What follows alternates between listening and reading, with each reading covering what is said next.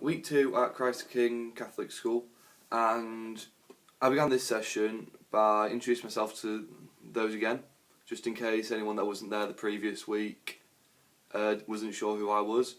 So I introduced myself to them again, and I began by getting them in a warm-up, nice and easy, just jogging to line and back, doing different stretches, either jogging or just sprinting, or even like just having the knees high, just to stretch off those muscles and get them moving. After I did this, I got them into passing drills again, but a bit more challenging than the previous one. So I started them off with a rondo, which is what I finished them off with last time. And once I got them into this, and well, the rondo again, like I say, it's when everyone's in a circle and then you've got 2 or 3 people in the middle, depending on what the numbers were. But the numbers this week were 20 again, or roughly 20 anyways. And what I did was I got them into the rondo, just got them going. I had them doing this whilst I was setting up the rest of the second part of the session. And for this session mostly I was looking more at my behaviours as a coach when talking to them and when giving out instructions to them. So for this I tried out being quite authoritative, since they're old enough to know that, like, why I was there, and that they need to knuckle down in terms of when doing some of the activities. And as well as this, being authoritative, I had to be also understanding that for other issues or other reasons, some of the students might not have been able to complete the tasks given. So, for example, they could have picked up an injury during the session. They could have picked up, and they could have just felt a bit tired, fatigued, or they could have pulled a muscle, like picking up an injury, or they might have had a fallout with one of their friends and they might have just split up and then obviously gone different ways. Unfortunately, this didn't happen, or none of these happened. There was no injuries and there was no real fatigue. So what I did is I got them into this passing drill, and this passing drill was similar to the one that I did the previous week, which was having them opposite each other, passing 1-2. What is, I had one had the ball in their hand, and it was more like headed passes on the volley. So they'd be throwing it, volleying with their right foot back, throwing it back, volleying it with their left, and then up in the air, heading, and they do it in this rhythm.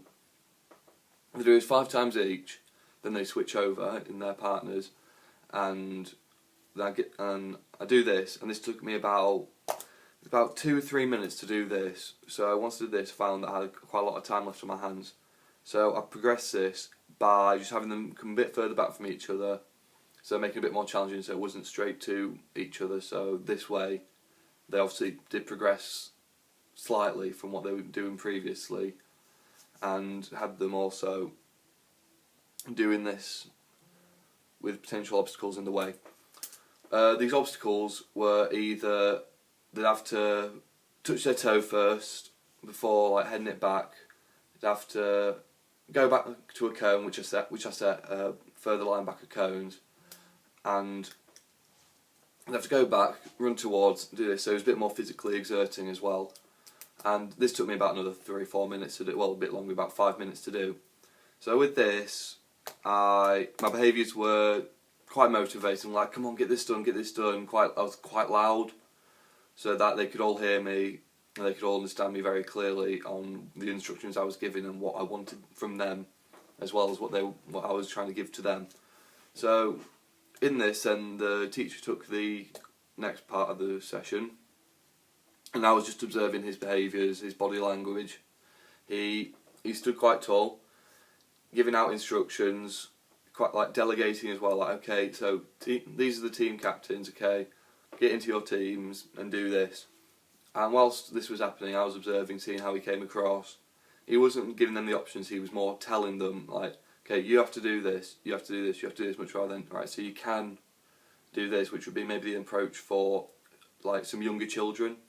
But for children this age, of about 14 years old, a bit younger, a bit older, it was quite authoritative, because, like I said, they're old enough to now know what they have to do and what they can't do, and that they can't mess about per se. And the way I see sessions, which which we come to do, and they're just there to, well, maybe just to socialise, but in terms of this, in terms from our point of view, we're trying to get something out of it from them, but they only see it as a point of socialising. I know, I've been there myself. So after this, they got into small games to finish off the session, and I was officiating one of them, and the teacher was officiating the other. So he gave me some responsibility of this group of children. These were the more enabled ones, wouldn't maybe like the lower ability. But there were points through this game where a couple of them might have been like just messing about a bit more, where I'd have to be a bit more authoritative and be like, okay, come on, keep it going, keep it going, keep it going. Much rather than just standing there and letting them just waste about and waste their time there. And that was it really for the session. After these games, they finished. Lunchtime I finished, and I cleared up and had it done.